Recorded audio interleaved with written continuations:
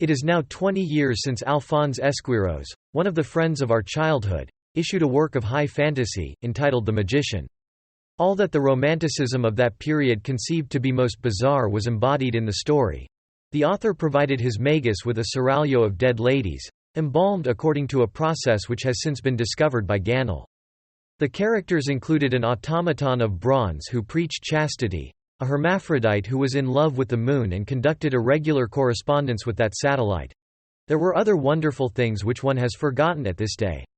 Alphonse Esquiros may be said to have founded a school of fantasiasts in magic by the publication of this romance, its most distinguished present representative being the young and interesting Henri Delage, who is a productive writer, an unrecognized thaumaturgist and a gifted charmer. His style is not less astonishing than were the notions of Alphonse Esquiros, his initiator and master. Thus, in his book dealing with those who have risen from the dead, he remarks as follows concerning some objection against Christianity. I take this objection by the throat and, when I loose my grasp, the earth shall resound sullenly under the weight of its strangled corpse. It is true that his reply to the objection comes to very little. But what would you, when an objection has been strangled and when the earth has resounded sullenly under the weight of its body? We have said that Henri Delage is an unrecognized thaumaturgist.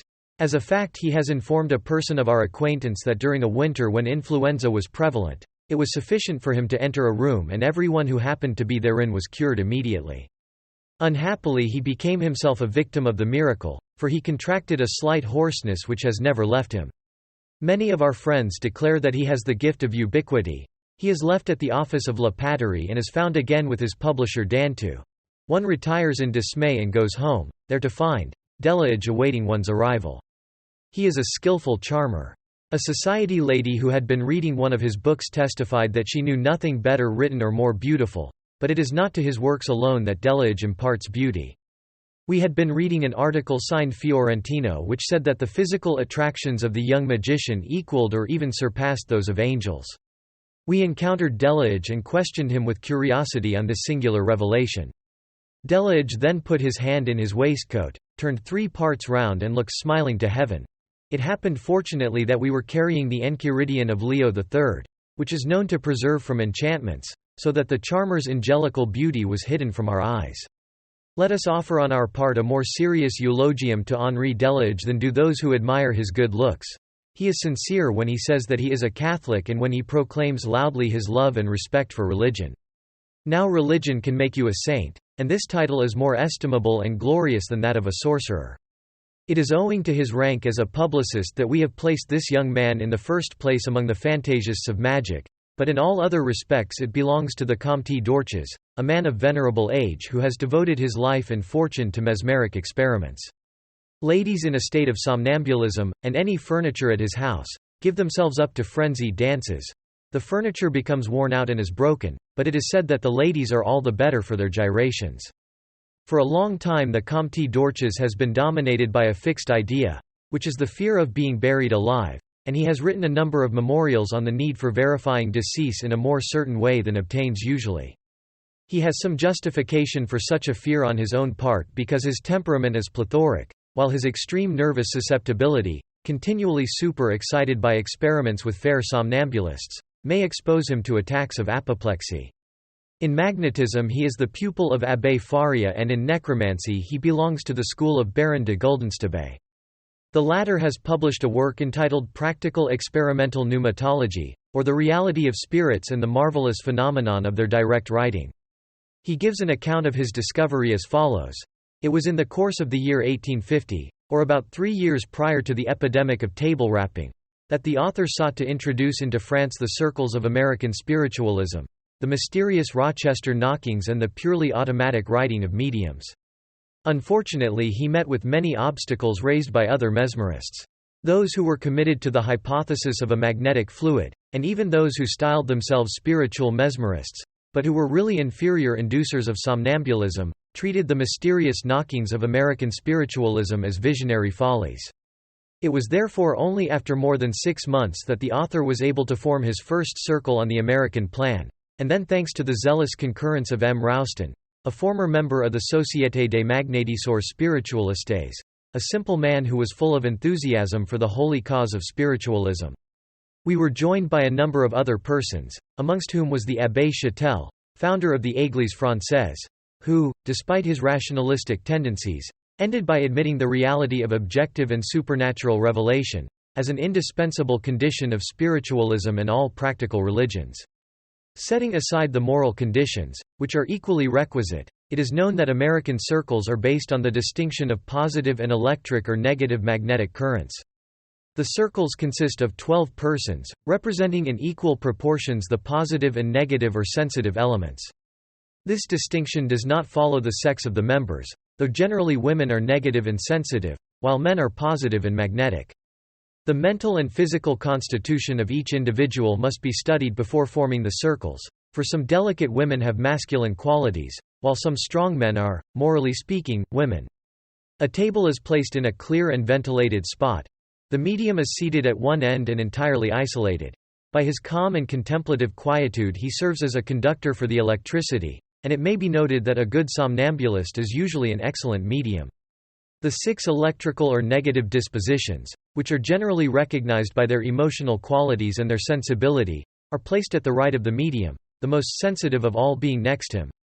The same rule is followed with the positive personalities, who are at the left of the medium, with the most positive among them next to him. In order to form a chain, the 12 persons each place their right hand on the table and their left hand on that of their neighbor, thus making a circle round the table. Observe that the medium or mediums, if there be more than one, are entirely isolated from those who form the chain. After a number of séances, certain remarkable phenomena have been obtained, such as simultaneous shocks, felt by all present at the moment of mental evocation on the part of the most intelligent persons. It is the same with mysterious knockings and other strange sounds. Many people, including those least sensitive, have had simultaneous visions, though remaining in the ordinary waking state. Sensitive persons have acquired that most wonderful gift of mediumship, namely, automatic writing as the result of an invisible attraction which uses the non-intelligent instrument of a human arm to express its ideas. For the rest, non-sensitive persons experience the mysterious influence of an external wind, but the effect is not strong enough to put their limbs in motion. All these phenomena, obtained according to the mode of American spiritualism, have the defect of being more or less indirect, because it is impossible in these experiences to dispense with the mediation of a human being or medium. It is the same with the table turning which invaded Europe in the middle of the year 1853. The author has had many table experiences with his honorable friend, the Comte d'Orchez, one of the most instructed persons in magic and the occult sciences. We attained by degrees the point when tables moved apart from any contact whatever, while the Comte d'Orchez has caused them to rise, also without contact. The author has made tables rush across a room with great rapidity and not only without contact but without the magnetic aid of a circle of sitters. The vibration of piano chords under similar circumstances took place on January 20, 1856, in the presence of the Comte de Chapery and Comte d'Orchez. Now all such phenomena are proof positive of certain occult forces, but they do not demonstrate adequately the real and substantial existence of unseen intelligences, independent of our will and imagination, though the limits of these have been vastly extended in respect of their possibilities. Hence the reproach made against American spiritualists, because their communications with the world of spirits are so insignificant in character, being confined to mysterious knockings and other sound vibrations.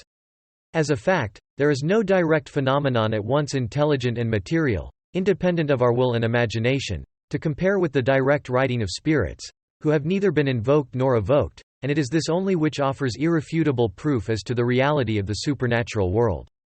The author, being always in search of such proof, at once intelligent and palpable, concerning the substantial reality of the supernatural world, in order to demonstrate by certain facts the immortality of the soul, has never wearied of addressing fervent prayers to the Eternal, that he might vouchsafe to indicate an infallible means for strengthening that faith in immortality which is the eternal basis of religion. The Eternal, whose mercy is infinite, has abundantly answered this feeble prayer. On August 1, 1856, the idea came to the author of trying whether spirits could write directly, that is, apart from the presence of a medium. Remembering the marvelous direct writing of the Decalogue, communicated to Moses, and that other writing, equally direct and mysterious, at the feast of Belshazzar, recorded by Daniel. Having further heard about those modern mysteries of Stratford in America, where certain strange and illegible characters were found upon slips of paper. Apparently apart from mediumship, the author sought to establish the actuality of such important phenomena, if indeed within the limits of possibility. He therefore placed a sheet of blank letter paper and a sharply pointed pencil in a box, which he then locked and carried the key about him, imparting his design to no one. 12 days he waited in vain, but what was his astonishment on August 13, 1856, when he found certain mysterious characters traced on the paper. He repeated the experiment 10 times on that day, placing a new sheet of paper each time in the box, with the same result invariably. On the following day he made 20 experiments but left the box open, without losing sight of it. He witnessed the formation of characters and words in the Estonian language with no motion of the pencil. The latter being obviously useless, he decided to dispense with it and placed blank paper sometimes on a table of his own, sometimes on the pedestals of old statues, on sarcophagi, on urns and c. in the Louvre, at Saint-Denis, at the Church of Saint-Étienne du Mont, and c. Similar experiments were made in different cemeteries of Paris. But the author has no liking for cemeteries, while most spirits prefer the localities where they have lived on earth to those in which their mortal remains are laid to rest. We are far from disputing the singular phenomena observed by Baron de Guldenstubbe, but would point out to him that the discovery had been made previously by Lavater and that the watercolor portrait painted by the Kabbalist Gabladon is of far greater importance than the few lines of writing obtained on his part. Speaking next in the name of science, we would tell him, not indeed for his benefit, seeing that he will not believe us, but for serious observers of these strange phenomena, that the writings obtained by him do not come from the other world but have been made unconsciously by himself. We would say to him that your experiments, so unduly multiplied, and the excessive tension of your will, have destroyed the equilibrium of your fluidic and astral body. You have compelled it to realize your dreams, and it has traced, in characters borrowed from your own remembrance, the reflections of your imagination and of your thoughts. Had you been placed in a perfectly lucid state of magnetic sleep, you would have seen a luminous counterpart of your hand, lengthened out like a shadow in the setting sun. You would have seen it trace on the paper prepared by yourself or your friends those characters which have so much surprised you. That corporeal light which emanates from the earth and from you is contained by a fluidic envelope of extreme elasticity, and that envelope is formed from the quintessence of your vital spirits and your blood. This quintessence derives from the light, a color determined by your secret will. It is made in the likeness of your dream, and the characters are impressed on the paper as signs on the bodies of unborn children are imprinted by the imagination of their mothers. That which seems to you ink is your blackened and transfigured blood. You are expending yourself in proportion as such writings multiply. If you continue your experiments, your brain will be weakened gradually and your memory will suffer. You will experience unspeakable pains in the joints of the limbs and fingers, and you will finally die, either struck down suddenly or after a prolonged agony, characterized by hallucinations and madness. So much for Baron de Guldenstubbe. To the Comte d'Orchez we would say, you will not be buried alive, but you run the risk of dying by the very precautions which you are taking against such a possibility. The awakening of those who are so buried can only be rapid and brief, but they may live long underground, conserved by the astral light in a complete state of lucid somnambulism. Their souls are then bound to the sleeping body by an invisible chain, and if those souls are greedy and criminal, they can draw on the quintessence of the blood in persons who are naturally asleep. They can transmit this sap to their interred bodies for their longer preservation, in the vague hope that they may be restored ultimately to life. It is this frightful phenomenon which is called vampirism, and its reality has been established by many cases as well attested as the most serious things in history. If you question the possibility of this magnetic life of the human body under earth, read the following account of an English officer, named Osborne, the good faith of which was attested to Baron du Potet by General Ventura. On June 6, 1838, says Mr. Osborne, the monotony of our camp life was happily interrupted by the arrival of an individual who was famous throughout the Punjab. He was the subject of great veneration among the Sikhs because of his power to remain buried underground for so long a time as he pleased. Such extraordinary stories are told of this man, and their authenticity has been guaranteed by so many reputable persons, that we were most anxious to see him. He told us on his own part that he had followed this business of interment for a number of years in various parts of India. Among serious and creditable people who have borne witness in his favour I may mention Captain Wade, the political agent at Lodrin. This officer has told me most seriously that he himself assisted at the resurrection of the said fakir after a burial which took place several months previously, in the presence of General Ventura, the Maharaja and the principal Sikh chiefs. The details concerning the interment as given to Captain Wade, and those which he added on his own authority respecting the exhumation are as follows. After certain precautions which lasted for several days and the details of which are distasteful, the fakir announced that he was ready to undergo the trial. The Maharaja, Sikh chiefs and General Ventura assembled round a grave of stonework constructed for the express purpose. In their presence the fakir sealed up with wax every opening of his body by which air could enter, with the exception of the mouth. He then cast off his garments, was enveloped in a linen bag and, by his own wish, his tongue was turned back so that it obstructed the gullet. He fell after this into a kind of lethargy. The bag which contained him was closed up, and a seal was placed therein by the Maharaja. It was then put into a sealed and padlocked chest, which was lowered into the grave. A large quantity of earth was thrown on it, it was trodden down and barley was sown therein. Finally, sentinels were stationed round the spot, with orders to watch day and night. These precautions notwithstanding, the Maharaja still had doubts. Thrice during the period of 10 months, during which the fakir was to remain interred, he visited the grave and had it opened in his presence, but the body was in the sack, just as it had been placed therein, cold and inanimate to all appearance. When the 10 months had expired, the fakir was exhumed finally. General Ventura and Captain Wade undid the padlocks, broke the seals and raised the chest from the grave. The fakir was taken out, but there was no indication of life either at heart or pulse.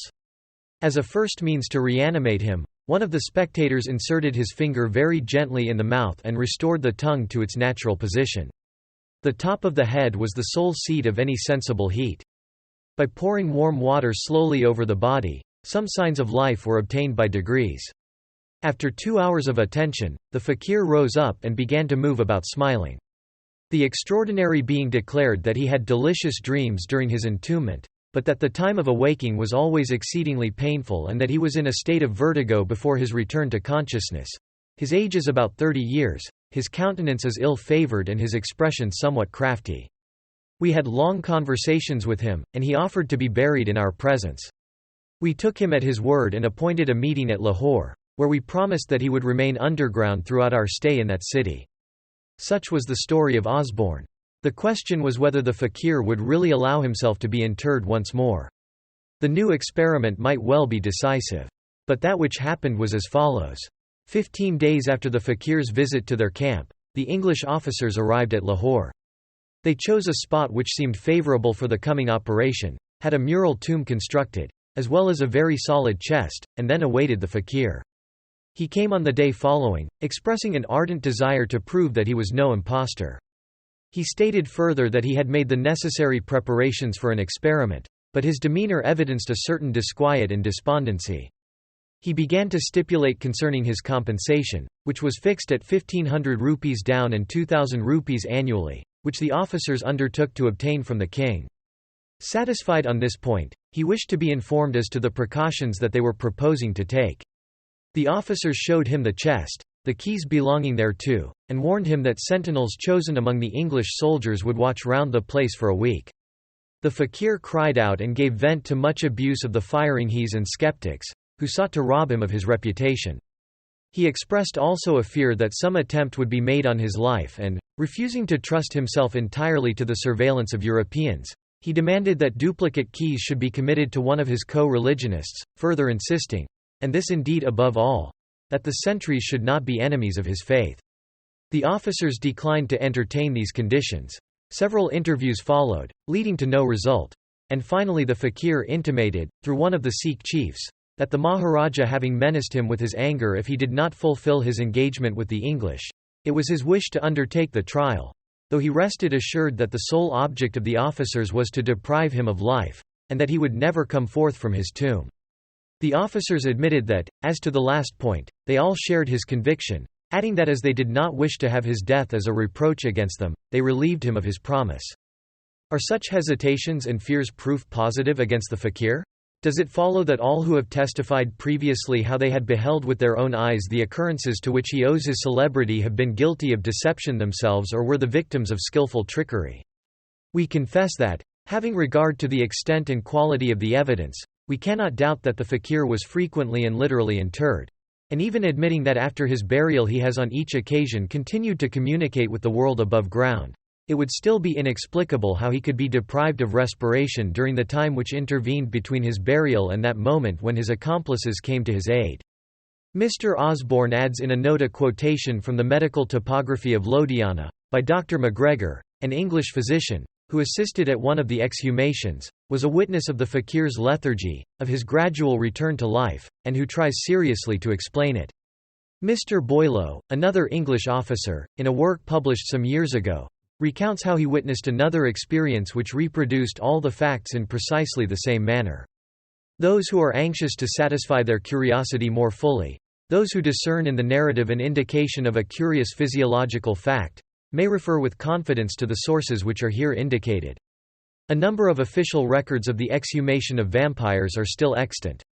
In each case the flesh was in a remarkable state of preservation, but blood oozed from the body. The hair had grown in an abnormal manner and protruded in tufts through the chinks of the coffin. There was no sign of life in the respiratory apparatus, save in the heart only, and this seemed to have become a vegetable rather than an animal organ. To kill the vampire, a stake had to be driven through the breast, and then a frightful cry showed that the somnambulist of the grave had awakened with a start into a veritable death. To render such death definitive, swords were driven point upward into the vampire's grave, for the phantoms of astral light are disintegrated by the action of metallic points, which attract that light towards the common reservoir and dissipate its coagulated clusters. To reassure nervous people, it may be added that cases of vampirism are fortunately exceedingly rare and that no one who is healthy in mind and body can be personally victimized, unless he or she has been abandoned, body and soul, to the creature in its lifetime by some criminal complicity or irregular passion. The following history of a vampire is related by Tournefort in his Voyage to the Levant. In the island of Mycona we witnessed a very singular scene, being the alleged return of a deceased person after interment. In northern Europe those who come back in this manner are called vampires, while the Greeks designated them under the name of brukolok. The case in question was that of a peasant of Mycona who was naturally gloomy and quarrelsome. It is a circumstance worthy of note, on account of parallel instances. He was killed in the countryside, no one knew why or by whom. 2 days after his burial in a church of the city, a report went abroad that he was seen nightly wandering about at a great pace. He also visited houses, turned over the furniture, put out the lights, embraced people from behind and performed innumerable other tricks. At first it was a laughing matter, but it took a serious turn when reliable people began to complain. The priests themselves certified to the fact, and no doubt they had their reasons. Recourse was had to masses, said for the purpose, but the peasant continued the same course with no sign of amendment. After several meetings of the chief persons, priests and monks of the town, it was concluded to wait for the expiration of 9 days after the interment, following I know not what ancient procedure. On the 10th day a mass was said in the church wherein the body had been buried, for the purpose of expelling the demon who was thought to have entered into it. The mass over, the corpse was disinterred and the heart removed. It was necessary to burn incense owing to the evil smell, but the combination made bad worse and almost stifled those present. It was testified that a thick smoke exhaled from the corpse, and we who were present at the operations did not venture to suggest that it was really the smoke of the incense. There were also those who affirmed that the blood of the unfortunate person was abnormally scarlet, while yet others declared that the flesh was still warm, whence it was concluded that the deceased person was seriously wrong in not being properly dead, or rather in allowing himself to be brought to life by the devil. This is precisely the idea which obtains concerning the vampire, and that word began to be repeated persistently. A crowd assembled, loudly protesting that the body was obviously not rigid when it was carried to the church for burial and that it was therefore a veritable vampire. Appeal being made to us, we expressed the opinion that the person was undoubtedly dead, and as for the supposed scarlet blood, it was easy to see that it was only bad-smelling slime. For the rest, we attempted to cure or at least not provoke further their excited imaginations by explaining the fumes and warmth attributed to the corpse. Such arguments notwithstanding, it was determined to burn the heart of the deceased person, but after this had been done he was not more amenable than formerly and indeed created greater stir. He was accused of beating people at night, of breaking down doors and windows, tearing garments and emptying pitchers and bottles. Altogether, the deceased made himself highly objectionable. There is reason to believe that he spared no house save that of the consul, in which we happened to be lodging. Every imagination was overwrought, people of good sense being affected as much as others. A disease of the brain seemed abroad, as dangerous as that of madness. Entire families abandoned their houses and carried their pallets to the outskirts, there to pass the night. Even then they complained of fresh insults, and the most sober retired into the country. Citizens who were imbued with a sense of public zeal decided that one essential detail had been missed. So far, in the observance, from their point of view, the Mass should have been celebrated after and not before removing the heart from the body. With this precaution it was pretended that the devil would have been taken by surprise and would not have attempted to return. But unfortunately they began with the Mass, which gave him time to depart and he was able to come back at his ease. These considerations left matters in their original state of difficulty. There were meetings and still meetings, both evening and morning. There were processions for 3 days and 3 nights. Fasts were imposed on the priests. Houses were visited by them, aspergillus in hand. There was sprinkling with holy water and doors were purified. Even the mouth of the miserable vampire was filled with holy water. In the midst of such prepossessions, our course was to say nothing. We should have been regarded as jesters and infidels. What however was to be done to help the inhabitants? Every morning brought a fresh scene in the comedy by the recital of new pranks of this nightbird, who was even accused of committing the most abominable crimes. We did, however, represent more than once to the governor of the town that in our own country, under such circumstances, a watch would not fail to be set, to take note of what passed. The precaution was ultimately taken and led to the arrest of some vagabonds who were undoubtedly at the bottom of the disorder. It was, of course, relaxed too soon, and 2 days subsequently, to atone for the fast which the said wastrels had undergone in prison, they betook themselves to emptying the wine jars in some of the abandoned houses.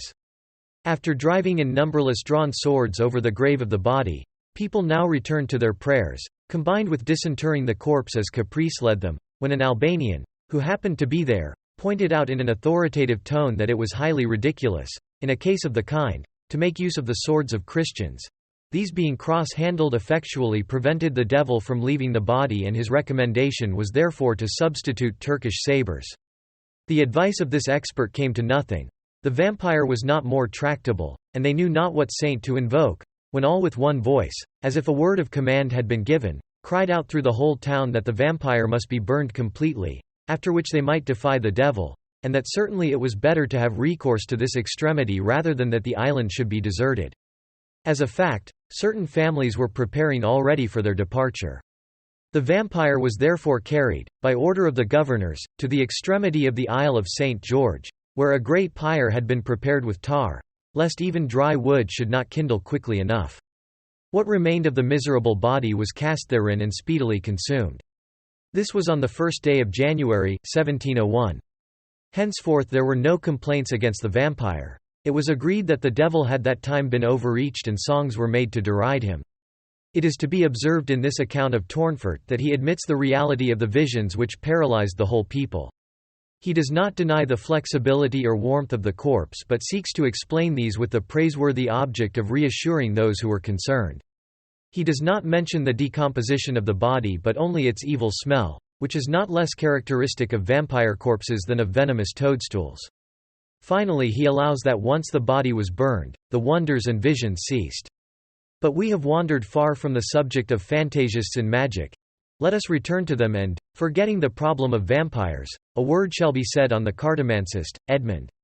He is the pet sorcerer of ladies in the Quartier de Notre Dame de Lorette, and he occupies, in the Rue Fontaine Saint-Georges, No. 30, a dainty little room, where the vestibule is always full of clients, including those occasionally of the male sex. Edmond is a man of tall stature, somewhat stout, of pale complexion, open countenance and sympathetic voice. He appears to believe in his own art and carries on conscientiously the methods of people like Etila and Mdil. Lenormand. We have questioned him as to his processes, and he has answered frankly and civilly that he has been passionately devoted to the occult sciences from childhood, that he began divination early, that he is unacquainted with the philosophical secrets of transcendental knowledge, and that the keys of the Kabbalah of Solomon are not in his possession. He states, however, that he is highly sensitive and that the mere proximity of his clients impresses him so keenly that in a way he feels their destiny.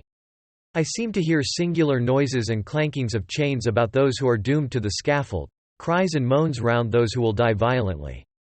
Supernatural odors assail and almost stifle me. One day, in the presence of a veiled lady, clothed in black, I began to tremble at an odor of straw and blood. "Madam," I cried, "pray leave here, for you are surrounded by an atmosphere of murder and prison." "You say truly," she answered, unveiling her pale face. "I have been accused of infanticide and have just come out of prison. Since you have seen the past, tell me also the future." One of our friends and disciples in Kabbalism, utterly unknown to Edmund, went on a day to consult him, and having paid in advance he awaited the oracles, when Edmund, rising respectfully, begged him to take back his money. "I have nothing to tell you," he explained. "Your destiny is closed against me by the key of occultism. Whatsoever I might say you would know already as well as myself." He showed him out with many bows. Edmund is also occupied with judicial astrology. He erects horoscopes and judges nativities at very moderate prices. In a word, he deals with everything belonging to his business, which is otherwise a wearisome and disenchanting thing. With how many disordered brains and diseased hearts must he be continually in relation, and the imbecile requirements of some, the unjust reproaches of others, the tiring confidences, the demands for philters and spells, the obsessions of fools, all combine in making him gain his income hardly. To sum up, Edmund is a somnambulist like Alexis. He is self-magnetized by his cards and by the diabolical figures which adorn them. He wears black and gives his consultations in a black cabinet. In a word, he is the prophet of mystery.